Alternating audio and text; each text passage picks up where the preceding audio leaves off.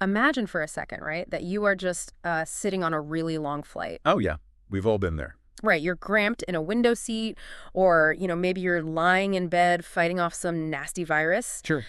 And you feel fine, relatively speaking, but deep inside your body, down in the intricate plumbing of your legs, this tiny physical plug just begins to form. It's a scary thought. It is. It just clings to the wall of a blood vessel, and then suddenly it breaks free. And that's when the trouble starts. Exactly. It enters your bloodstream, and it's traveling fast, like a runaway train tearing through the tunnels of your circulatory system, and it's heading straight for your lungs. It's just a terrifying image, honestly. Yeah. But that runaway train is it's one of the most dangerous yet deeply fascinating mechanisms in all of human biology. And it is happening inside human bodies every single day. Well, welcome to the deep dive. Because that runaway train happening inside of you, it's the difference between, a minor medical nuisance and a fatal emergency. Absolutely. Today, we are decoding two of the most critical and honestly often really misunderstood medical terms out there, and those are thrombo and embolo. Right, the classics. Yeah, so our mission today for you listening is to figure out the crucial difference between a stationary clot and a traveling plug. And to understand exactly why knowing that difference is so vital to everything from airplane safety to surviving a virus. It's so vital. And to really grasp this, we have to start at the linguistic roots, which are surprisingly ancient. Oh, I love the history stuff. Where do we start? Well, when we talk about thrombo, we're pulling directly from the ancient Greek word thrombos. Thrombos, okay. Yeah, and this literally translates to a clot, or like a lump of curdled matter. Gross, but okay. Right. But the defining characteristic of a thrombos is that it's a squatter. A squatter. Yeah. It stays exactly where it formed. It is a stationary obstruction building up inside a blood vessel or even inside a chamber of the heart, and it just sits there. Okay, so if the thrombos is the squatter, then where does embolo come in? So embolo comes from the Greek word embolos, which means a plug, a wedge, or a stopper. Like a cork in a wine bottle. Exactly like that. Yeah. And historically, this is actually the exact same root that gives us the nautical term embolism. Nautical, like boats. Yeah. Ancient Greeks used this word to describe something that was violently rammed or like thrust into something else. Oh, wow. Specifically, they used it for the devastating bronze ram on the front of a warship that was thrusting into an enemy vessel. That is metal. I mean, that is a violent origin for a word. It really is. And in human medicine, an embolus is any physical material that travels through the bloodstream from its point of origin, right? Yeah. And then it wedges itself somewhere else. Completely obstructing the flow of blood. Spot on. It rams into a space too small for it and stops everything. Wait, so if I'm picturing this right, let me try an analogy. Go for it. A thrombus is basically like a localized traffic jam slowly forming inside a tunnel because of construction. Uh-huh. It's annoying, it slows things down, but it's isolated to that one spot. Right, the squat. But the embolus is more like a runaway truck speeding down the highway, totally out of control, until it violently crashes into and blocks a narrow side street miles away. You've nailed the fundamental difference. It's the buildup versus the runaway projectile. Okay, but how did doctors even figure this out? What do you mean? Because looking from the outside, a physician just sees a patient suddenly get very sick. They can't actually see the runaway truck. No, they couldn't.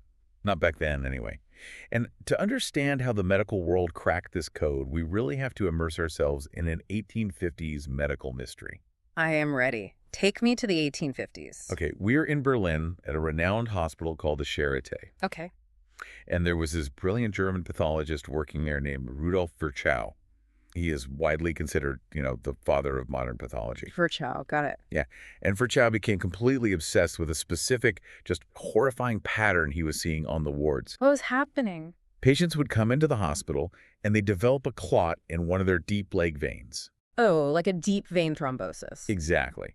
And that was painful for them, sure, but it was generally manageable. Right. But then, out of nowhere, sometimes days later, and with no obvious new injury, these same patients would suddenly drop dead. Drop dead. From what? From complete lung failure. Whoa.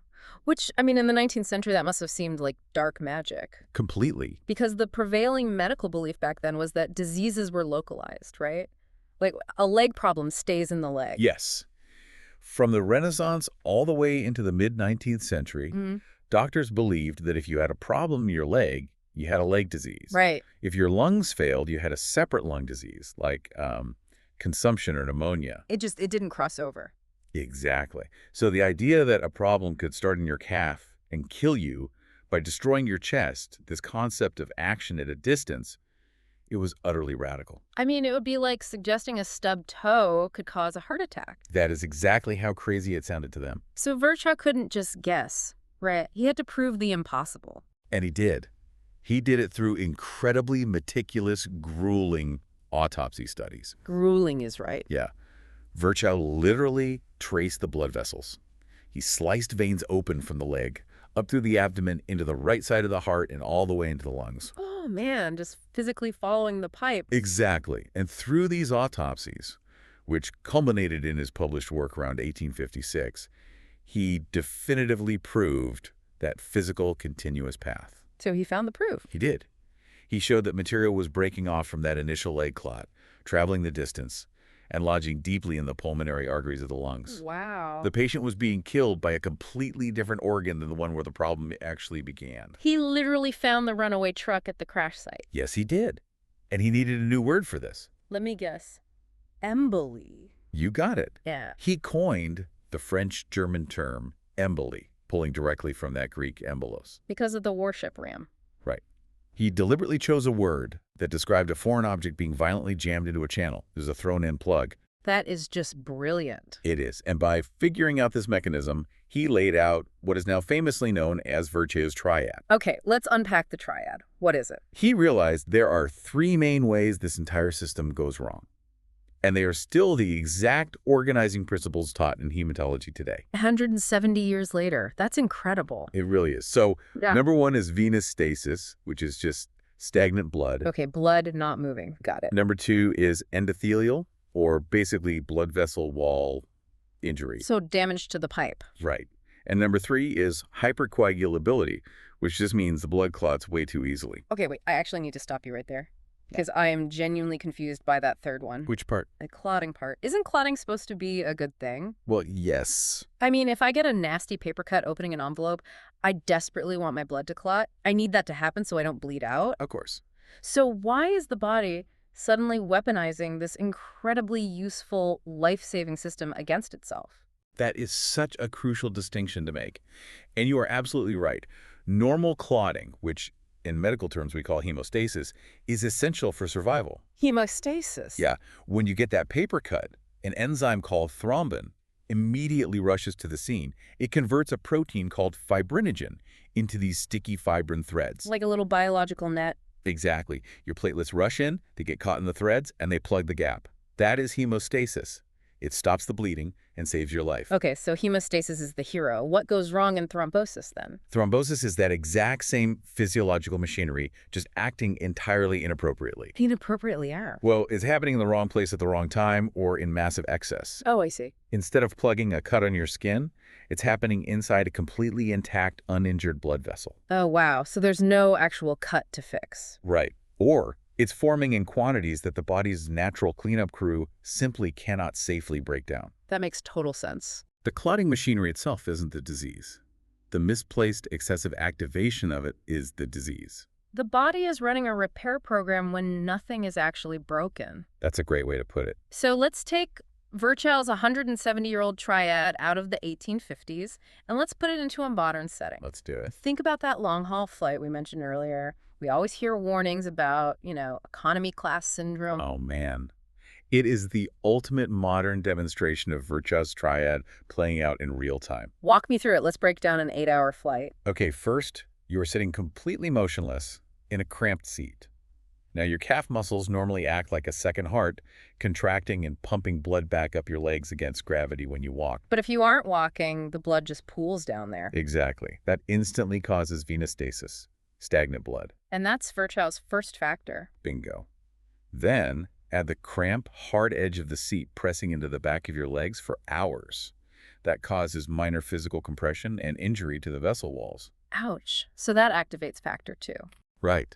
Finally, you are breathing dry, recycled cabin air and dealing with pressure changes, which leads to mild systemic dehydration. And dehydrated blood is thicker, right? Yes.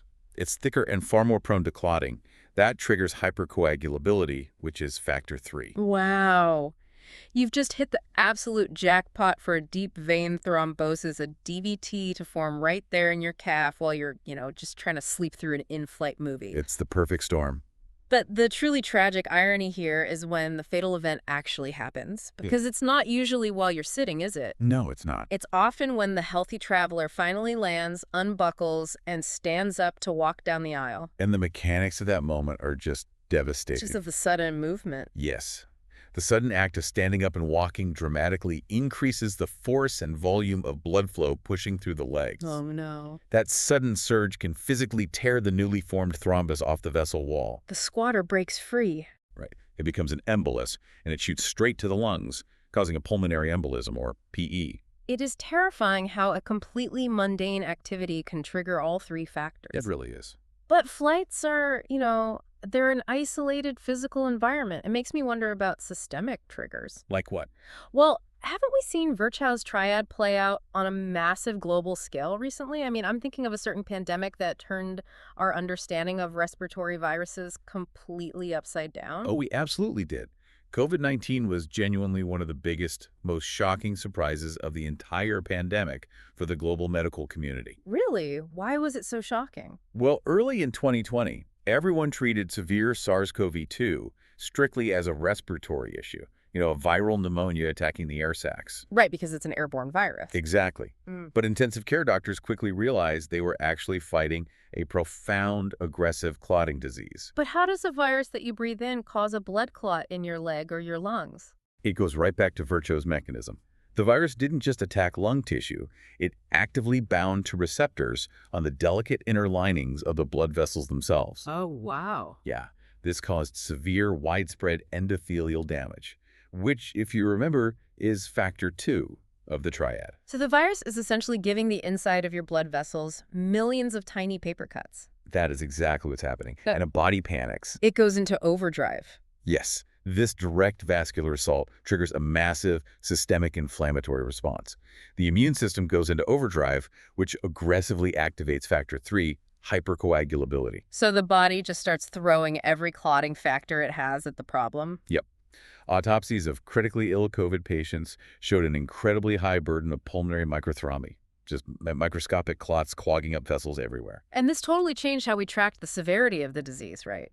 I remember hearing about doctors constantly checking something called D-dimer. Yes, D-dimer became one of the most vital prognostic tools we had. What is it? Exactly. D-dimer is a specific protein fragment that gets left behind when a blood clot dissolves in your body. So it's like a footprint. Think of it as the molecular rubble, or like the debris field left over after the body tries to clean up a clot. So if a COVID patient had wildly elevated D-dimer levels, it meant their body was desperately trying and failing to break down massive amounts of inappropriate clotting. Precisely.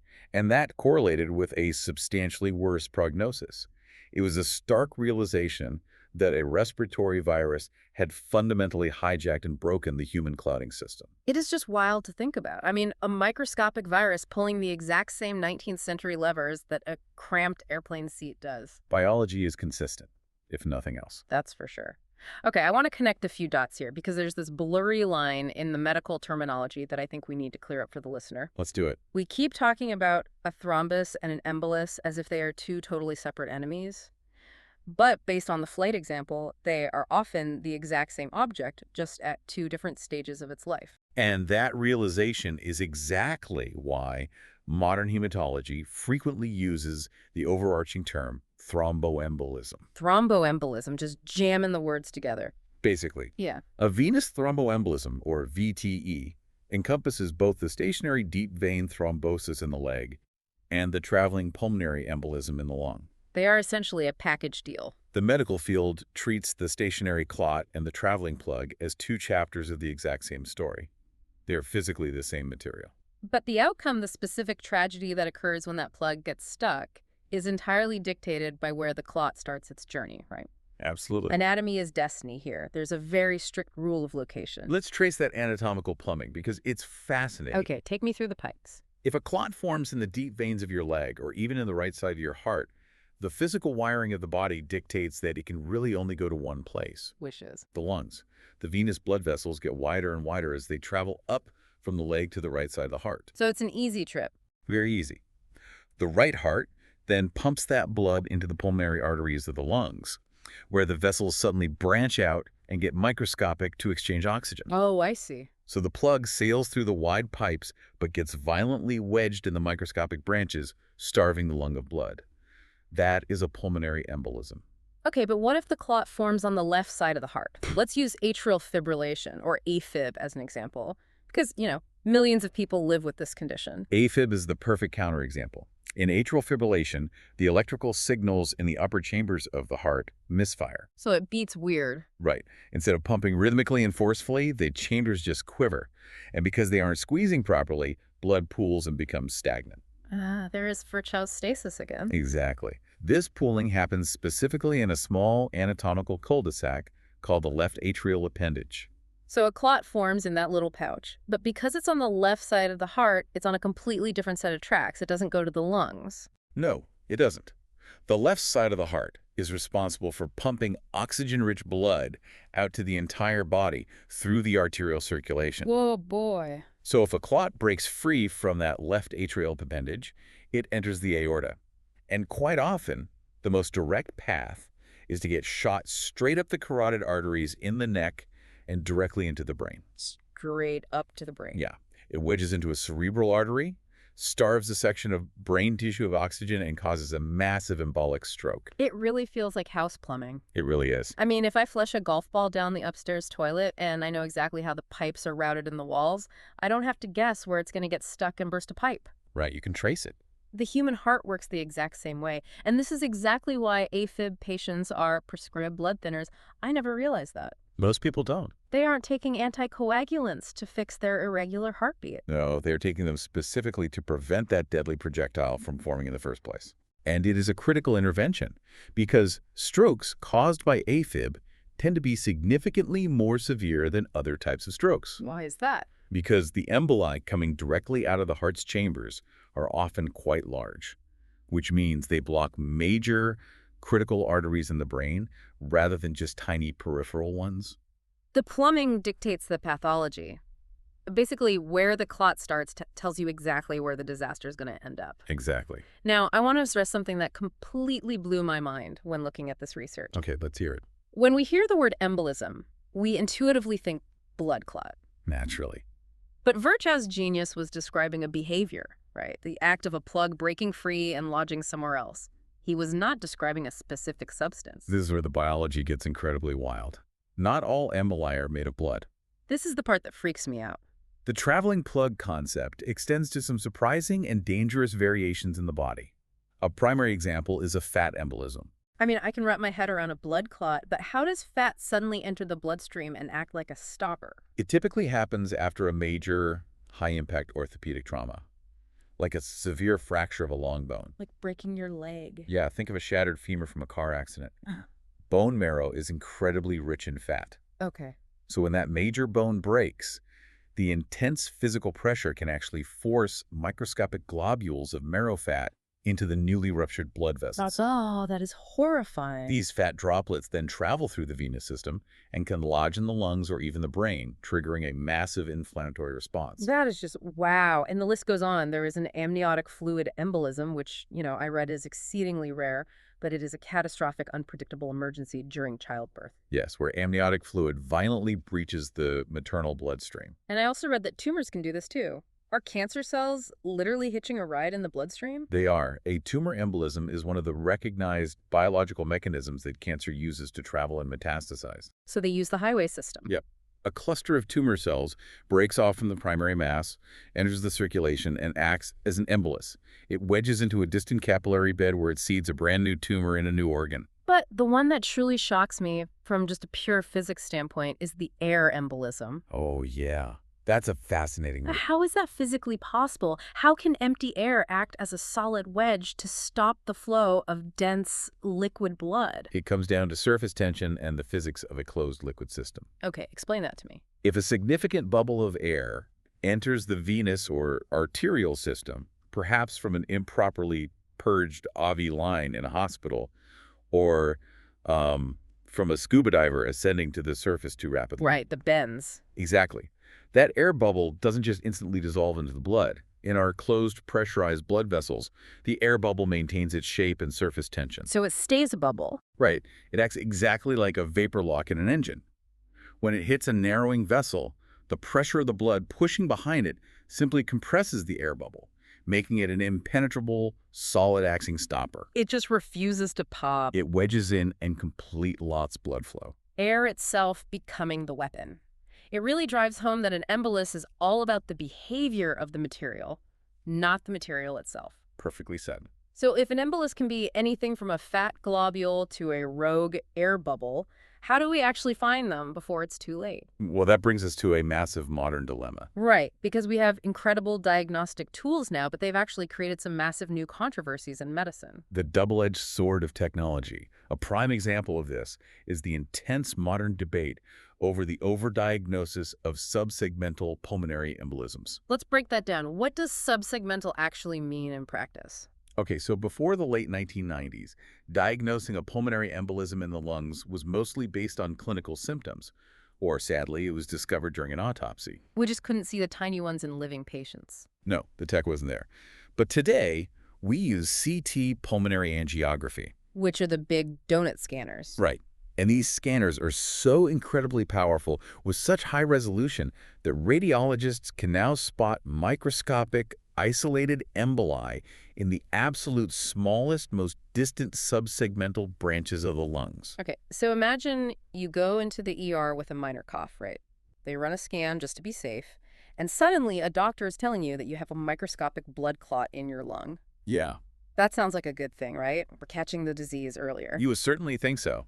But this technological leap has sparked a fierce debate in pulmonary medicine. Why? Because the question is, do we treat these tiny clots? I mean, shouldn't we? Well, treating a clot requires putting a patient on heavy systemic blood thinners, and anticoagulants are not benign drugs. Oh, they have side effects? Huge ones. They carry a very real, very dangerous risk of causing severe internal bleeding, like a catastrophic brain bleed or a gastrointestinal hemorrhage. And because these tiny pulmonary embolisms don't always cause classic symptoms like chest pain or shortness of breath, in fact, many of them are completely asymptomatic, we're stuck weighing a hypothetical tiny lung block against the risk of bleeding to death from a minor bump. Exactly.